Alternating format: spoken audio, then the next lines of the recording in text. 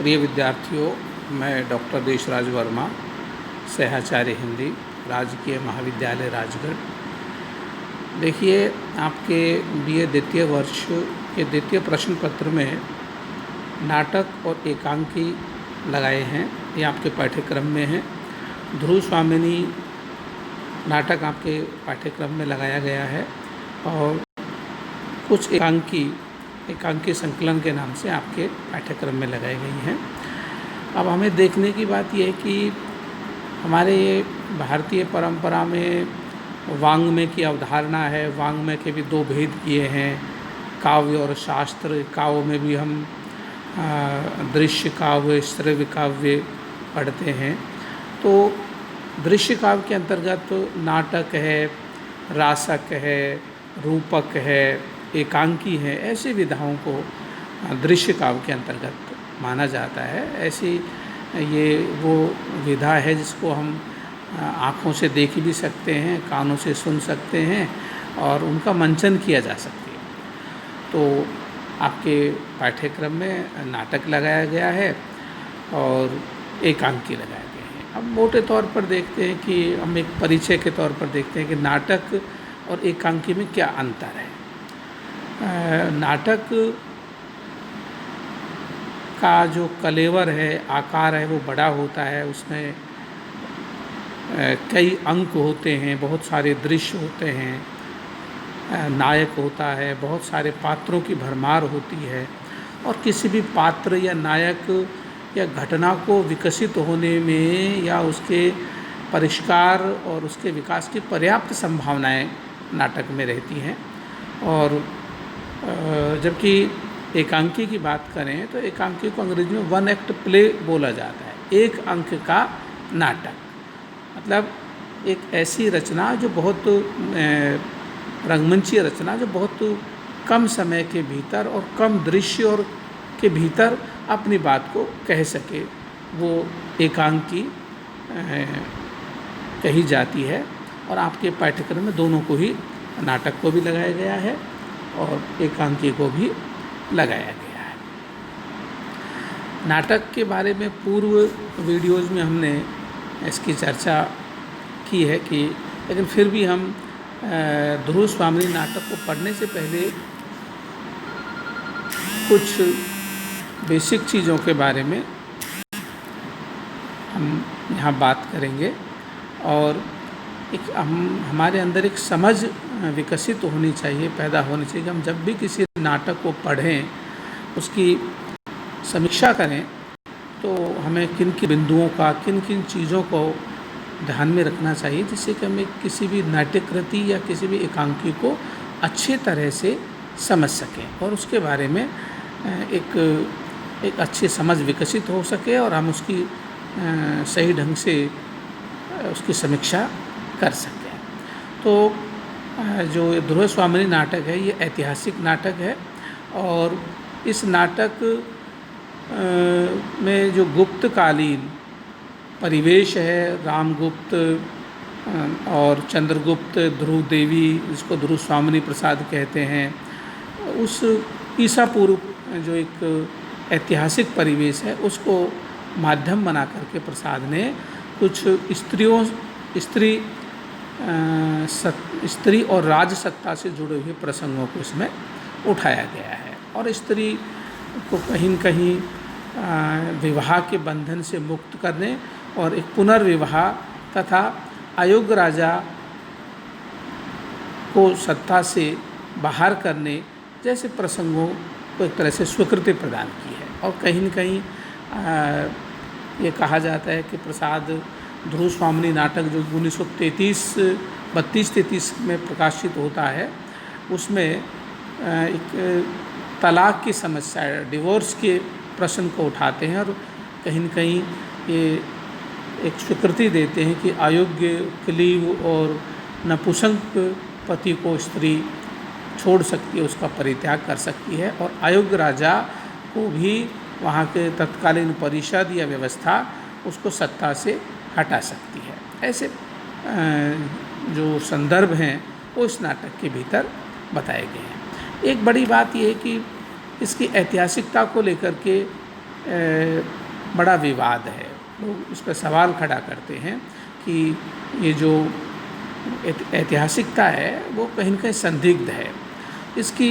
और इस बात को जयशंकर प्रसाद भी जानते थे। उन्होंने 3-4 पृष्ठों की एक लंबी भूमिका लिखी है और उसमें उन्होंने विशाख के नाटक और बहुत सारे संस्कृत नाटकों का उल्लेख करते हुए और विशाख दत्त, इतिहासकारों की बात करें तो भंडारकर जैसे रचना इतिहासकारों को लेकर, उनके मतों को लेकर के अपनी बात को पुष्ट करने का वो प्रयास करते हैं। मतलब कहीं न कहीं भूमिका लिखने की आवश्यकता पड़ी तब उस ऐतिहासिकता को सिद्ध करने के लिए भूमिका लिखते हैं।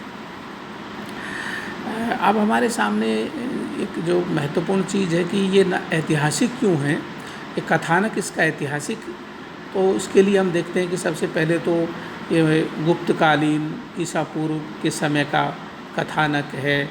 उसी समय की स्थान है, नाम है, पात्रों के नाम हैं, घटना प्रसंग भी प्राचीन है, हालांकि उनमें आधुनिक युग और आधुनिक जीवन की समस्याओं की ध्वनि या उनकी झलक हमें अच्छी तरह से मिलती है।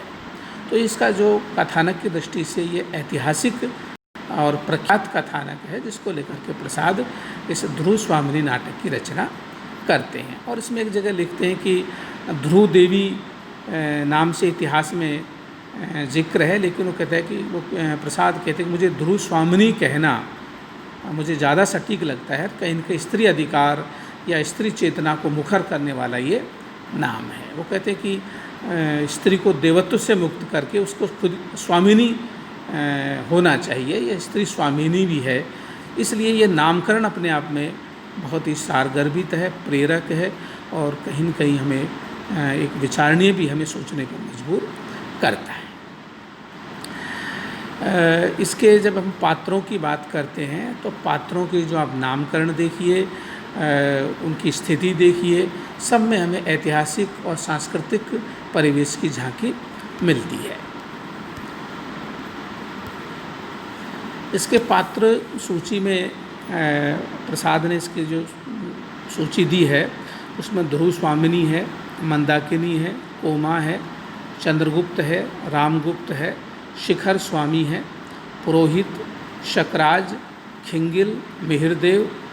इसके अलावा सामंत कुमार, शक सामंत, प्रतिहारी, प्रहरी, दासी, कुबड़ा, बौना, हिजड़ा, नर्तकियाँ।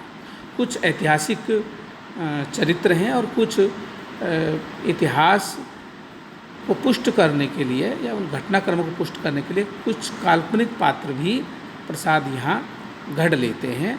जैसे कि नाम से स्पष्ट है, ध्रुव स्वामिनी, मंदाकिनी सांस्कृतिक ऐतिहासिक परिवेश को व्यक्त करने वाले नाम हैं, पात्र हैं। और इनके जब हम संवाद देखते हैं तो उसमें इतिहास और ये पता लगता है कि ये निश्चित रूप से एक ऐतिहासिक नाटक है। संवाद बड़े सुदीर्घ संवाद हैं, बड़े बड़े संवाद हैं, पात्रानुकूल हैं, लेकिन ये दोष भी है कि इतने बड़े संवाद रंगमंच पर नहीं उनको बोला जा सकता। उन पात्रों संवादों को प्रस्तुत करने में बड़ी समस्या आती है, दर्शक के लिए भी एक समस्या पैदा होती है। साथ ही साथ भाषा शैली की दृष्टि से इसमें संस्कृत निष्ठता का आग्रह है और कहीं न कहीं उस परिवेश को, गुप्तकालीन परिवेश को साकार करने के लिए चुन चुन करके ऐसे शब्दावली, पारिभाषिक शब्दावली, संस्कृत की शब्दावली, तत्सम शब्दावली का अधिक प्रयोग इसके अंदर किया गया है। एक सबसे जो महत्वपूर्ण बिंदु हम नाटक और एकांकी की जब चर्चा करते हैं तब आता है संकलन त्रय। इसको रंगमंच भी कहते हैं, अभिनेता का गुण भी कहते हैं। हम देखते हैं जब भी कोई रचना है या कोई नाट्य कृति है वो मंच पर प्ले करने के योग्य, मंच उसको अभिनीत किया जा सकता है या नहीं किया जा सकता, अभिनय के काबिल है या नहीं है। देखिए प्रसाद के नाटकों पर आरोप लगता है कि ये रंगमंच की दृष्टि से असफल हैं, दोषपूर्ण नाटक हैं। जब हम संकलन त्रय की बात करते हैं, संकलन त्रय में 3 चीज़ों का संकलन हमें किसी भी नाट्य कृति में देखना चाहिए। उसके लिए अंग्रेजी में कहा है कि unity of time, place and action. Time समय, कालखंड, प्लेस, स्थान, जिसको साहित्य में देश कहा जाता है, देश माने स्थान, और एक्ट मानी कार्य। कोई भी पात्र हैं अपने समय, परिस्थिति, काल के अनुसार कार्य व्यवहार करते हैं या नहीं है, उनकी वेशभूषा उस तरह की है या नहीं है, उनकी भाषा का स्तर उस तरह का है या नहीं है। जैसे हम ये कहें कि अगर भगवान राम अंग्रेजी बोलना चालू कर दें तो वो असहज लगेगा, क्योंकि उस युग में अंग्रेजी भाषा का प्रचार प्रसार नहीं था।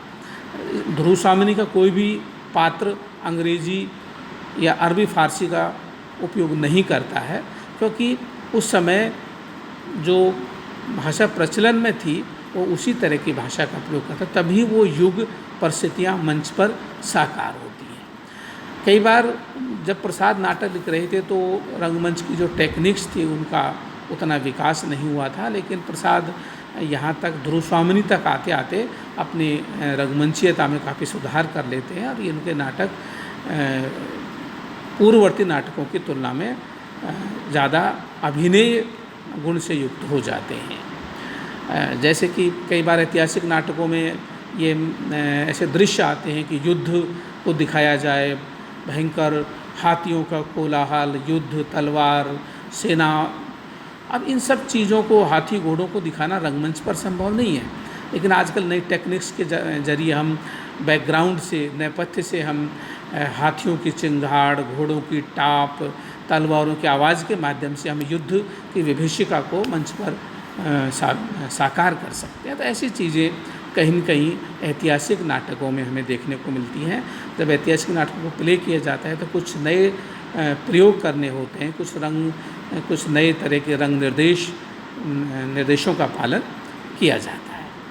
तो प्रसाद के ये जो नाटकीय तत्वों के आधार पर देखें तो चाहे कथानक हो, पात्र हो, संवाद हो, देश काल वातावरण हो, संकलन त्रय हो, भाषा शैली हो, उद्देश्य की दृष्टि से प्रसाद के नाटक ऐतिहासिक दृष्टि से सफल कहे जा सकते हैं, उद्देश्य की दृष्टि से, क्योंकि जिस उद्देश्य को लेकर के, जिस सामाजिक सांस्कृतिक परिस्थितियों और आवश्यकताओं को लेकर के प्रसाद लिख रहे थे, उस उद्देश्य में प्रसाद सफल होते हैं।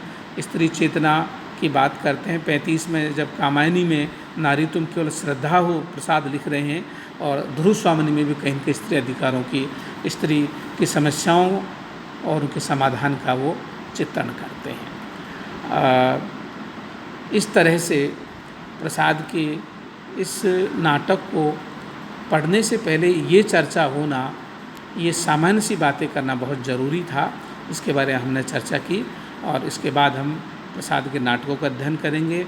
इसके ये कुल मिलाकर हम इसको नायिका प्रधान नाटक भी कह सकते हैं। ध्रुव स्वामिनी नामकरण है, नायिका है, चंद्रगुप्त नायक है, रामगुप्त एक भीरू क्लीव नपुंसक चरित्र के रूप में सामने आता है, राजा होते हुए उसको सत्ताच्युत किया जाता है, और खिंगिल एक पात्र है जो कि प्रसाद का गढ़ा हुआ है, एक विदेशी पात्र को व्यक्त करने के, जैसे नामकरण से ही वो स्पष्ट होता है। दासी, कुबड़ा, बोना, ये सारे सहायक पात्र हैं जो उस कथाक्रम को और भी परिपुष्ट करते हैं।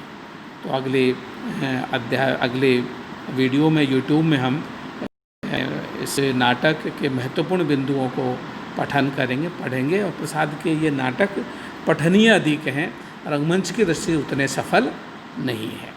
धन्यवाद।